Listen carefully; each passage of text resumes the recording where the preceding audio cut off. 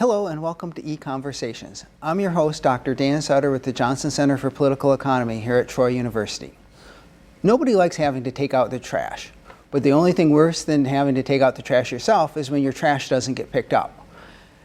Garbage has been the news here in Troy this summer, with controversy arising over Pike County's contract with Advanced Disposal for trash collection. Pike County actually exhibits a nice contrast in service provision for trash disposal, as the city of Troy has municipal service, and then Pike County, for their rural residents, offers this privatized service through Advanced Disposal. Economists have been studying trash collection and then also the privatization of city services for some decades now, and so we have something to add, hopefully, to this conversation that we're having currently in Pike County about how to dispose of the trash. Joining me this evening to talk about trash is Dr. Scott Beaulier, from the director of the Johnson Center. Scott, welcome back to the show. Great to be on, Dan. And you're actually going to be asking the questions tonight. Sounds great. Good to be back. Well, let's get at it. Let's talk some trash. Absolutely. Let's go ahead and just get into this and try to start simple and make sure folks understand terms. And Okay. I want to ask you first, what do we mean when we say that Pike County's trash service is privatized? Good question, and I think it's a good place to start. A privatization refers to any effort to turn over from, say, the local government, a service that's been traditionally provided by the local government. So in the city of Troy, the trash is picked up by the city, and so the people who would come around and pick up your trash cans would be city employees, and the city would own the truck, and so that's sort of like the traditional city-provided service model. And once you get away from that, if you were going to have a private company do this, then that's what falls under this heading of privatization. So we're going to turn to a private company to do it. There's one form that's sometimes referred to as contracting out, that the city, instead of picking up the trash themselves, would contract with a private company to do it on their behalf. And there's a lot of different ways in which privatization could occur. For instance, to clean city buildings, you might contract with a private janitorial service that would come in and clean city buildings in the county courthouse in the evening. So privatization refers to turning over to a private company a task that has traditionally been accomplished by the city or local government in the United States. So governments aren't real efficient providers of most goods and services. If you look at the Department of Motor Vehicles, it's pretty disastrous in terms of how long the lines are and how slow the service is. Same with the Postal Service. Is the argument for privatization based on the fact that it'll be better service at a lower cost? Is that why you see it in counties but not in cities? What's going on there? We actually see it all across the United States, and economists have been studying this issue of what happens when cities privatize services and what are the advantages or disadvantages. We've been studying it for some number of decades now, and so we've been able to find a number of findings. But certainly with the specific case of trash disposal, we see it at all levels of government. That it's probably most common. There's a group that surveys cities across the country to see how they dispose of trash. It's most common to see privatization in suburbs. And then rural areas have been the next area, most likely area to have privatization. Then finally, major cities or inner cities changing. But that's been changing as well. I mean, the city of Detroit, which is currently in bankruptcy, has just recently, I think in June, started a privatized service. And so we do see privatization occurring at all levels of government, both in major cities and then also in rural areas. And what kind of savings, I'm sure economists have looked at the question of what kind of savings come from a privatized service relative to municipal service. Is it a big difference? It can be a pretty significant difference. And one of the advantages is cost savings. And studies, there was a study that was conducted by the federal government back in some years ago that comprehensively surveyed privatization of trash disposal. And they found savings of around 30 to 37%. There was one study in Canada that found perhaps a 50% savings. The Reason Foundation seems to think that a common rule of thumb of anywhere between 20 to 40% cost savings. Now, one of the reasons why you can have some variation in the amount of cost savings is that often a privatized service is going to have improved quality of service. For instance, in Detroit, where they just privatized their garbage service, they're going to have bulk pickup of bulk items twice as often as it was in the past. Very often, in a privatized trash service, you might have twice weekly pickups, whereas a city service is only going to be once a week. So, if you have better quality of service, then you're probably going to realize less cost savings. But you do end up having lower costs and generally higher quality service. And this also extends even to things like on-the-job accidents. It turns out that the Occupational Safety and Health Administration tracking this, it turns out there are fewer accidents with privatized trash service. And then oftentimes when privatization has occurred and you've had a traditional city service that then gets privatized, the private companies will come in and hire the city employees. And Advanced Disposal, which is the company that has the contract here in Pike County, is also one of the companies that's got a portion of the privatized Detroit market. And in that case, they hired the former City of Detroit employees at actually a higher hourly wage, and provided them with new trucks that would actually work to pick up the trash. So there are a number of different benefits from privatization, and one of the economists that's contributed to this literature over the years is Manuel Johnson, the founder of the Johnson Center.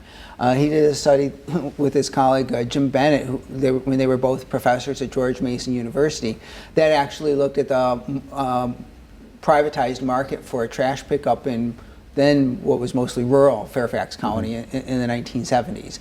And so they were one of the folks who found this difference in quality and cost with privatized service. If we can go back just for a second, what is driving that on-the-job accident finding? You think of public sector, you think of municipal services as protecting workers and being more safe than a firm interested in the bottom line. Do you know what's the intuition behind the OSHA finding? I think one of the things there could be that when you have a large company, and companies like Waste Management, I think, was just probably the best known waste hauling company in the country, but also Advanced Disposal is quite large. When you have companies that do this for a living, they become quite specialized in that, and they learn all the way, they are in a better position to study how accidents occur throughout the industry, throughout the country. And they're in a better position to learn how is it that accidents occur, how is it that employees get hurt, and make changes to adjust for that. And certainly one of the things you see is privatized companies will have the automated trucks that you might be familiar with if you've ever seen them, where you just have a driver who's driving the truck, and then the automated truck will pick up the large trash disposal bins and empty them that way. And so you don't have trash collectors who are riding at the back of the trucks. If you see the service here in Troy, you'll see that there are employees riding at the back of the truck. I mean, now obviously those employees are probably at a higher risk of being injured if the truck has to stop quickly or is involved with an accident. So I think a lot of it is just a matter of a specialized company does this for a living, does this all the time. They're able to learn much more about the business than, say, a local city, which is doing a whole bunch of things. And one of the things it happens to do is also pick up the trash. Yeah, that makes good sense. Let's talk a little bit more about privatization and the many different types of privatizations we can imagine. So if you think of it as a continuum, at one extreme, the city's providing garbage service. At the other, what I can imagine is a whole bunch of providers. So it's not just the city. It's maybe Advanced Disposal. It's maybe Waste Management and a bunch of competitors trying to compete for your services, just like Starbucks and the local coffee shop are competing for my dollars for a cup of coffee.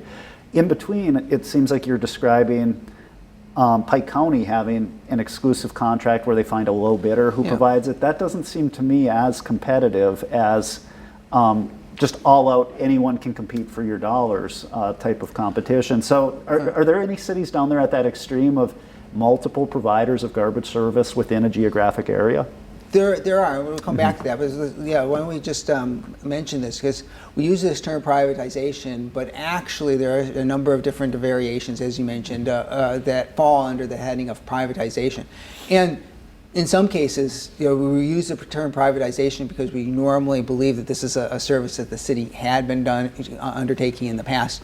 That isn't always the case. There have been some recently incorporated cities in Georgia that when they incorporated, they privatized, they had essentially private contracting for all of their traditional city services. So even the term privatization sort of assumes that you're moving from municipal provided service to the private market. But within this idea of privatization, there are three different forms of private alternatives to city provision of trash services. And one would be an exclusive contract with a private company, and this is the category that's often referred to as contracting out. And then there's also a case where you could have several approved companies, in which case, in Detroit, the way they happened to have done it was they divided up the city into two areas. They have two companies who are doing the privatization, but they each have an exclusive contract for that part of the city. But what you could have is two or three or several companies that would be allowed to offer service. And perhaps you might regulate their maximum rate that they could allow, in which case you would be relying on competition between these companies to try to get households to sign up for trash disposal to keep prices down as low as they can, and also to keep the quality of service up. And then finally, as you mentioned, you could just have a market. And in the first case of an exclusive contract, the government is still involved. The government is in effect contracting on behalf of citizens with a private company. In markets, the local government doesn't contract with you with Walmart to buy groceries on your behalf. And so the limited case of a true market, there wouldn't be a government contract with any one company. Any company could be willing to serve the market, and people could contract with whomever would be willing to come and pick up their trash. And that is an option that does exist. In Fairfax County, Virginia, actually, when Dr. Johnson was studying, there were 29 different companies that offered service at some point in the county. It's a relatively large county, and so not all of those companies were serving each area. But at the time, most neighborhoods had 5 or more companies that you could call. You'd have to essentially call one of the companies and say you want your trash picked up, just as you might, have to call somebody if you want your lawn service performed. So you contract with a trash disposal company, just as you would with somebody to maybe clean your pool, landscape your property, and so forth. Trim your trees, contract with a plumber if you needed a plumber, and so forth. So there is that example. And so there wouldn't necessarily have to be a government role in it. We do see this first case of an exclusive contract as often the first way the privatization occurs. We move from having the government perform the service to moving to the market, and the government contracts on behalf of things. And Pike County actually privatized their service back in 2003. And so up until that time, the county had been providing trash service. So it was privatized in 2003. They went to the exclusive contract model. So this is fascinating. And 2 follow-up questions related to the Fairfax County example, to the Pike County example, that seem to come to mind are, first, what about the issue of service possibly getting worse when you go to a private provider? So the private provider cuts corners, doesn't pick up as often. Maybe you're too far out. So like rural areas maybe don't even get pickup because it's too costly. You see this with cable companies. They simply say, we're not providing cable out that far because it's just too much cable to lay. Is there anything similar that we find when you turn it over to the market, that those who are at an extreme disadvantage just are left out of the market? That's always a danger, and this does factor into the question of whether there's another policy question that has to be addressed when you're talking about trash disposal in particular, and that's whether people are going to be required to have a contract with it. So I think we'll probably come back to that, but that is the issue. And if you do need to have your trash picked up, it could be particularly a problem if you have only one company that's willing to serve your area, and you have to have your trash picked up, and so you don't really have any alternatives to turn to, and you could in effect almost be held hostage. And I think that's one of the reasons why people dislike or get nervous often about privatization. They think like, this company, the only company that's going to pick up my trash is going to hold me hostage. They're going to require a high payment. Maybe they won't do a very good job. Now, actually, what we see is that under the exclusive contract model, that's often where you can have difficulties with quality of service. And that's particularly the area where we've had so much controversy in Pike County this summer, that a lot of county residents are complaining that their trash isn't being picked up. Now, the company, Advanced Disposal, at the same time is saying, like, well, people aren't getting their trash picked up because they're delinquent on paying, and they stop picking up people's trash when they're 60 days late in paying for their trash service. So it's hard to know as an economist without going out and talking to the hundreds of households that aren't getting service what exactly is going on, and just figuring out what's going on there. But when you do have an exclusive contract, if the quality of service deteriorates, the problem that you have as a household is that you can't fire your provider and try to hire somebody else. And an exclusive provider is in a position where they can let the quality of service deteriorate, because you literally don't have any other legal options to turn to. And as you mentioned, with cable television, that was a particular issue. There was, some cities, Washington, D.C. was one that even into the 1990s, parts of the district were not wired for cable because the company that had the contract, they simply just didn't want to get around to doing that. And they had the exclusive contract, and if you were a household in the part of the district that they weren't wiring for cable, you couldn't turn anyplace else. So when you have several companies competing under that middle option there, you do always have the option of turning to one of the other companies. If you don't like the one that's hauling your trash, that they missed your pickup a couple of times, you can call somebody and call another company. Now, I want to talk about where all this trash goes. Do most of these different models ultimately take the trash to the same place, or is that part of the deal, an agreement to get it to landfills? Yeah. And yeah, it definitely is. And that gets back to this issue of whether people are going to be required to have a contract to have their trash disposed. Today, in the United States, we have what are called these sanitary landfills. And, hopefully we'll get a picture here. It's okay. And here we have, whoops, now we're going too fast. All right. It seems like a bit of an oxymoron, but there is this idea of a sanitary landfill. Modern landfills are designed in such a way as to prevent any issues of the groundwater contamination, any potential for fires, because as things are decaying in the landfill, methane gas can build up. You can have a problem with that. If you have old style tire dumps, the tire fires are often a big problem, and that's very problematic because the tires, when they burn, emit toxic fumes. And so there are all kinds of problems, and modern landfills are designed, or they're engineered to prevent all of these issues, including to prevent problems of odor, to eliminate odors, and problems with animals getting in and taking the trash and getting them out of the area. So we really want to see trash go to landfills, because that's a safe and responsible way to dispose of trash. And then when the landfill is closed, you can do stuff like build golf courses. There's a picture of the golf course being built, and that's a golf course being built on top of a closed landfill. And so we can actually even use the land which the landfill is built on after the landfill is closed. It's going to be covered with clay on top, and there'll be a liner, and so it'll be perfectly safe. The picture on the bottom is a city park in Virginia Beach, where I used to live, called Mount Trashmore, built on a closed landfill. And so we can use the landfills. It's the best way to dispose of our trash. Now, if somebody doesn't contract with in all of the both the cities and the companies that are going to be hauling trash are going to have Advanced Disposal is going to take their trash to landfills. In many cases, it's going to be the same landfill. But it is costly to dispose of trash in a landfill. And so one of the issues that would arise is if you had a complete market and people weren't required to contract with any company, there could be the danger of, well, if they're not contracting with a responsible company, what's happening to their trash?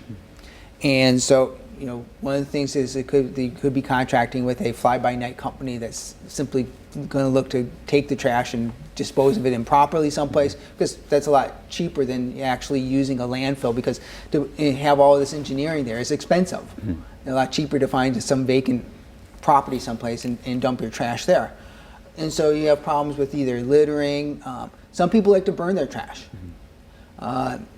And that's a more responsible thing to do with your trash than just dispose of it illegal or improperly. But still, there are some problems with burning of trash. There's a fire risk that is generated, particularly during times of drought. We have a burn ban in place, but if somebody has a bunch of trash they want to burn, a lot of times wildfires get started that way. There are fumes that can be emitted, especially depending on what you're trying to burn. If you throw an old tire or something like that in there, you can have toxic fumes that could spill over and affect your neighbors as well. So there are some, economists use the term externalities to involve with this. And these are real issues. And so it is a policy issue to ask, whether people should be allowed to contract with any company, because a part of a market is also the freedom to not contract. For those who didn't want to contract or wanted to contract at a very minimal level, is there evidence that there's variable pricing based on the contract? So I'm only needing pickup once per month because I'm very frugal with how much I use, and I just don't generate a lot of waste. Maybe you're an elderly person who doesn't even eat that much, and there just isn't that much to put out at the curb. Do these different providers in some cases provide like charge per bag or charge per pickup or anything like that, or is it all kind of fixed? I could see being outraged if I had to contract, I wasn't using the service that much, but being told I had to pay the same price as everyone else. You feel like you're subsidizing heavy garbage users. There are options to deal with that. Before I moved here to Alabama, we lived in a community in Texas where we had the exclusive contract, but the company that had that contract, you had a standard charge for having one big trash receptacle that they could pick up twice a week. Now, some of the houses in our neighborhood generated a lot of trash if you have a bunch of kids. And so you'd have to pay a certain amount extra per month to have a second big trash can to pick up, and then the automated trash truck would only pick up trash out of these disposals. So yeah, if you need extra service, you can be charged extra for it. And then if you only sort of need the standard service, you can have it. And then there would also be the option with enough companies in the market. You could have a company that could offer once a week service or twice a week service, and so there would be a lot of options where you could tailor your service. There's probably less of that possible with an exclusive contract, but the advantage of the exclusive contract sometimes is that it does offer possibly a lower cost to the provider of having service. And so if you're advanced disposal and you have a contract for all of Pike County, you can optimize the routes of your trucks and everything, and you're going to pick up all of the households. And so there are what economists call economies of density in trash collection. And so the lure of the exclusive contract is that perhaps you can take advantage of these economies of density that you couldn't if you had 5 companies all providing service. We only have a few minutes left, and I just want to ask you about this Pike County situation a little bit more. I'm assuming we've had instances like this across the country where you have large numbers of people saying my trash isn't being picked up, but it's really an issue of billing. Where does that usually end based on other cases? Does it end with maybe a return to some kind of municipal servicing, or will advanced disposal somehow just kind of basically blink in the showdown and start picking up trash even though people are delinquent on payment? It seems like a kind of a messy, no pun intended, a trashy situation. Yeah. It is a messy situation, and it's really hard, from my standpoint here as an economist, again, without talking to lots of people, but even when you talk to people, somebody might say, like, I'm paying my bill and my trash is getting picked up, and maybe they're not paying their bill as often as they think they're picking it up. Certainly, one of the issues that could arise is that advanced disposal contract can be terminated by the county, and that seems to be the option right now that Pike County is looking at. They have the ability, the county has the ability to terminate the contract, and if they could, then they could put it back up for bid and try to get another company to come in and take over. And so that's always the disciplinary mechanism to try to keep a company, if they do have an exclusive contract, doing it well.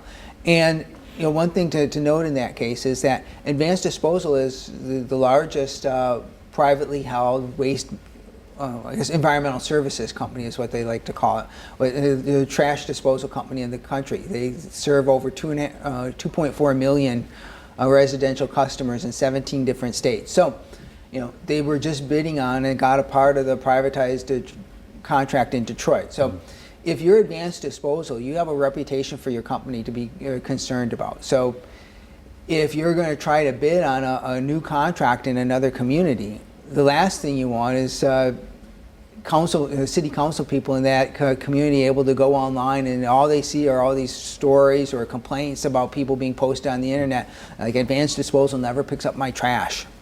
Now, they may or may not be doing a good job picking up the trash. I'm just not in a position to say that for sure. But we do know that as a company, if they want to try to go out and get new contracts, they can't have a reputation of simply doing a really terrible job wherever they get a contract. So it does help in the case of trash services as compared to, say, cable television. One of the problems we had with cable television is that almost all the franchises that were given out in the 1970s went to newly created local companies that weren't bidding on cable franchises anyplace else. And that was just a formula for bad service because you have an exclusive contract that local residents can't turn to any other provider. These companies weren't trying to bid elsewhere, so they weren't worried about their reputation when they went to bid for another company. It was only once you got to the 1980s or 1990s and you started to see a lot of mergers and the growth of companies like TCI or Time Warner in the cable company, in the cable business, Cox Communications, that you started to see reputation come into effect and try to help improve the quality of local cable television service. Well, we're just about out of time here, and this has been absolutely fascinating. My hope is that the pendulum's swinging a little bit more in the direction of greater competition and greater market mechanisms to encourage trash collection even in rural areas. I think your point at the end about Advanced Disposal having a real strong motivation to put this issue behind them is a quite valid one. It'll be exciting to watch, and what you said was kind of a boring issue, but it sure is fascinating locally and something that's very important to communities and big cities like Detroit too. So I'll toss it back to you and let you wrap the show up. Well, I think it would be great if we've seen a lot of privatization that's occurred in trash disposal in the United States. I think if we could go more toward that market option, the full market option, I think it would be even better because there are a lot of decisions with regard to trash disposal and recycling that end up getting made for political purposes, and it'd be really nice to be able to let those decisions be made for economic purposes only. So, thanks, Scott, for coming on and been a pleasure and asking these questions, and thank you for joining us this evening. Join us again next time for another EconVersations.